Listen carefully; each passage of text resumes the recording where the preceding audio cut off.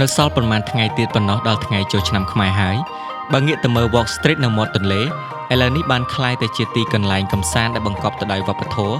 និងទំនៀមទម្លាប់ដ៏ល្អរបស់ខ្មែរយើងជាច្រើនក្នុងនោះមានឃើញបងប្អូនខ្មែរយើងនាំគ្នាលេងល្បែងប្រជាប្រិយដូចជាស្វាដណ្ដើមស្លឹកឈើនិងលោតកៅស៊ូជាដើមមិនត្រឹមតែប៉ុណ្ណោះថែមទាំងនាំគ្នារំចង្វាក់បទភ្លេងប្រពៃណីខ្មែរយ៉ាងសប្បាយរីករាយហើយដើម្បីអបអរសាទរចូលឆ្នាំប្រពៃណីជាតិខាងមុខនេះក៏ឃើញមានការលេងរបាំត្រុដិដែលជារបាំមួយដ៏ពេញនិយមបំផុតនារដូវចូលឆ្នាំខ្មែរដែលរបាំត្រុដិនេះជារបាំប្រពៃណីខ្មែរដ៏ផូរផង់ដែលគេសម្ដែងឡើងដើម្បីប្រសិទ្ធពរជ័យសព្វសារទៅការសម្រាប់ឆ្នាំថ្មីបញ្ជាឧបទ្រពចង្រៃរឿងមិនល្អផ្សេងៗទៅជាភាពសប្បាយសប្បាយរីឯអារម្មណ៍អ្នកនៅភ្នំពេញពេលនេះហាក់បីដូចជាមិនសុខនៅក្នុងខ្លួន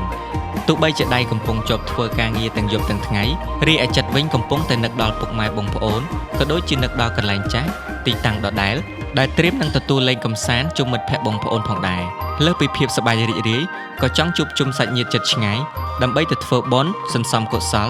ទុកជាស្ពានសម្រាប់លោកខាងមុខតើសម្រាប់បងប្អូនវិញបានត្រៀមលុយប្រាក់ខែដែលបើកក្នុងខែមេសានេះហើយឬនៅ